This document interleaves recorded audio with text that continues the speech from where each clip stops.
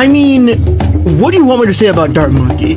Like, this monkey is so beginner. Like, at a certain point when you play this game, you can just get one for free at the start of the round.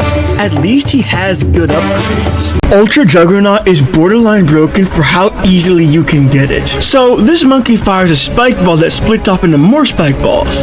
Doesn't seem that bad, right?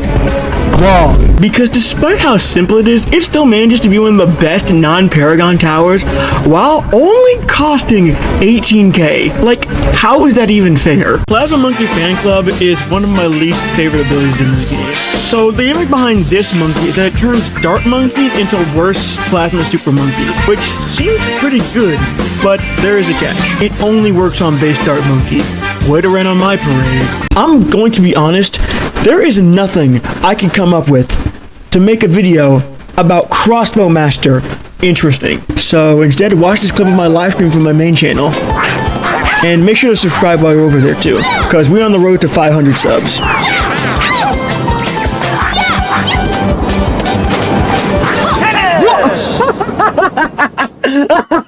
Look, I'm just gonna say it.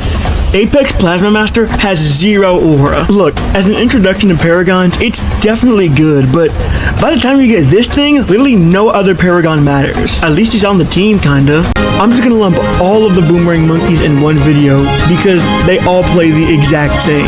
Like, I know they're good and all, but like, all they do is just throw a boomerang except for the Glaive Lord and Glaive Dominus, which in turn just makes those two the exact same as well. This monkey is the BTD6 equivalent of the Spider-Man meme. Bomb Shooter does exactly what his name says. He shoots bombs. Being the first monkey that can destroy leads, it's pretty good all things considered, though it does fall off pretty hard because its upgrades are lackluster. But still, popping leads is good. I just realized that almost, if not all towers have one path that is just the exact same as the base tower, but stronger. And Balloon Crush just so happens to be one. I guess the ability for an explosive tower to damage black balloons is cool, and the ability to stun and push back Moabs is neat, but like, what's the point? I'm starting to think that the primary class is just boring. Okay, Moab Eliminator is cool, but its gimmick is so on the nose that I didn't even want to make this video. I'll give you 5 seconds to figure out what the ability of Moab Eliminator is. Also, why have you not gotten a Bomb Shooter Paragon yet? Okay, nah, Bomb Blitz is boring. So instead, I'm just gonna talk about my channel. Bro, I only started posting on this channel like a week ago, and it's already pulling more views than my main channel, which is insane to think about. Now, the question is, will this channel become my new main channel? Unless I pull a Yaki Nice, this channel will always be just my second channel. But hey, if you want to support me even more, then I'd recommend checking out my main channel in the description. I will say, Tack Shooter is very simple, but you can get a lot out of it. So this tower shoots all around it, and while that seems bad because it has less range, it allows you to get a lot more out of it. All you have to do is place this where balloons can go through the same area twice like a circle, and you pretty much win the game. Inferno Ring is really good. Like, it's just a good upgrade. All it does is turn the Tack Shooter into a flamethrower, but giving any tower the ability to just completely block leads is going to make it a guaranteed good.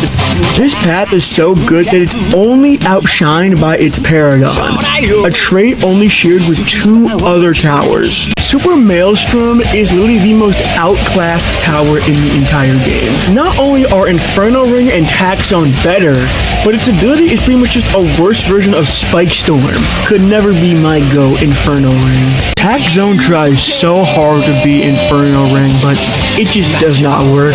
The best way I could ever try to describe Tack Zone is just with this one image. Nothing else to say other than just Inferno Ring solos. The Crucible of Steel and Flame is a cool name, but like every other Paragon, it's overshadowed by him. At least it's a Tack Shooter that manages to outclass Inferno Ring.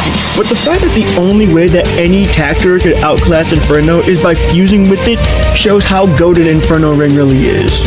Whether you like it or not, Inferno Ring solo is your favorite verse. The primary class should be thinking, God, that Desperado wasn't a hero, because on everything I love, what does Ice Monkey even do? Like, please name me one situation where it would be a good idea to use Ice Monkey over Glue Gunner or something else, but I really think she's on the team. I don't care what no one says.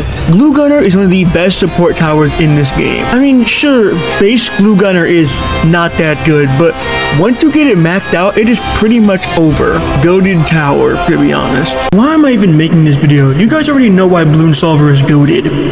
Yup, that's right. Chemical warfare. Y'all might disagree with me when I say this, but I think that Glue Storm is one of the best abilities in this game, if you pair it with Corrosive Glue. Every time you activate its ability, you not only slow down every balloon on screen, but also deal damage to every balloon on screen.